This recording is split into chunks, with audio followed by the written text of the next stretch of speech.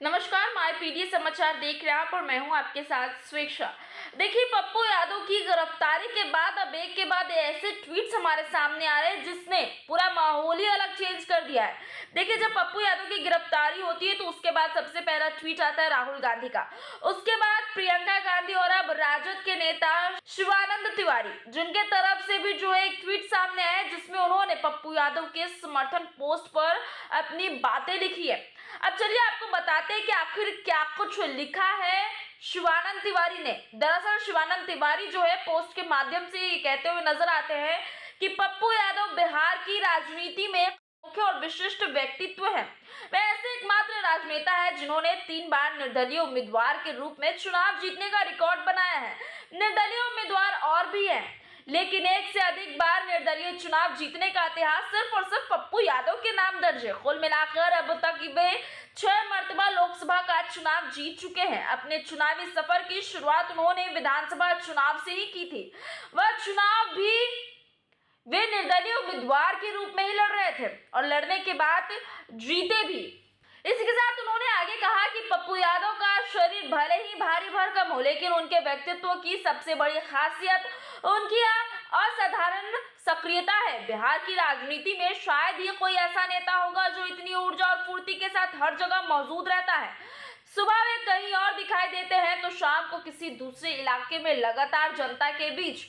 Corona महामारी के दौरान यह पूरे बिहार ने देखा था कि जब सरकार मृत्यु के आंकड़ों को लेकर सच्चाई से मुंह मोड़ रही थी, तब पप्पू यादव बिना मास्क के शमशान घाटों पर खड़े होकर सच्चाई सामने ला रहे थे। पटना के विभिन्न शमशान घाटों में हो रहे दाह संस्कार इस बात की गवाही देते रहे कि सरकारी आंकड़े वास्तविकता से बहुत कम बताए जा रहे हैं। इसके साथ शिवानंद तिवारी ने यह भी बताया कि पटना के कंकड़बाग इलाके में जब छाती पर पानी भरा हुआ था, लोग पानी को तरस गए थे, लेकिन और सरकारी सहायता कहीं नहीं दिखाई दे रही थी। तब पप्पू यादव उसी पानी में उतरकर लोगों तक पीने का पानी पहुंचा रहे थे।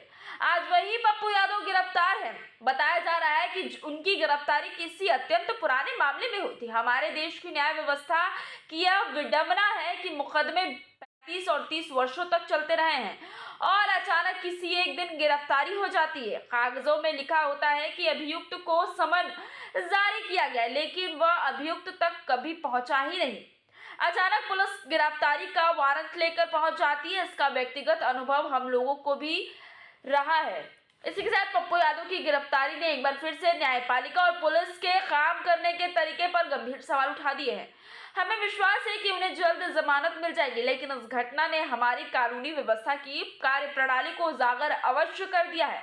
पप्पू यादव के प्रति मैं अपनी हार्दिक शुभकामनाएं व्यक्त करता हूं और आशा करता हूं कि वे शीघ्र ही जेल से बाहर आकर पहले की तरह जनता के बीच सक्रिय होंगे। और इस तरीके के जो बयान है, पोस्ट और ट्वीट है, वो आरजेडी के नेता शिवानंद तिवारी की तरफ से जो है किए गए हैं। देखिए, पप्पू यादव की गिरफ्तारी हुई है और ये बात बिल्कुल सच है कि पप्पू यादव एकमात्र ऐसे कह सकते हैं नेता है जिन्होंने 3 बार निर्दलीय चुनाव लड़ा है। लेकिन ये भी बात कहीं झुटलाई नहीं जा सकती कि पप्पू यादव जो है कांग्रेस के एक तरफे दीवाने कहे जाते हैं, क्योंकि भले ही वो कांग्रेस की तरफ से उन्हें टिकट ना मिला हो, लेकिन आज भी वो कांग्रेस के लिए और कांग्रेस के हित के लिए जो है लगातार नजर आते हैं। हालांकि पप्पू यादव सिर्फ कांग्रेस ही नहीं बल्कि बिहार में जितने भी लोग हैं जिनको सहायता की जरूरत है, खास करके पूर्णिया क्षेत्र के लोग, उनके लिए हमेशा ही पप्पू यादव तत्पर नजर आते हैं। अब ऐसे में पप्पू यादव की गिरफ्तारी ने पूरे तरीके से माहौल को बदल दिया है। जहां आज नीट छात्रा के कह सकते हैं अप्रिय घटना के बाद से बड़ा आंदोलन किया जाना था, न्याय मांगना था, वहां पर उन्होंने प्रियंका गांधी तक को आमंत्रित किया था कि आप हमारे समर्थन, हमारे सहयोग के लिए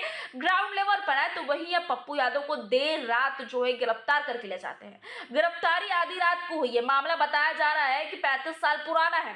अगले दिन जो है इस तरीके की घटना पप्पू यादव के साथ हो जाती है कि वो पूरी तरीके से बीमार पड़ जाते हैं, पीएमसीएच लेके जाया जाता है। उसके बावजूद भी उनका इलाज कराकर उन्हें बेऊर जेल में शिफ्ट कर दिया गया। अब उनकी जो कह सकते हैं जमानत है, वो कहा जा रहा है कि सोमवार या मंगलवार तक हो जाएगी।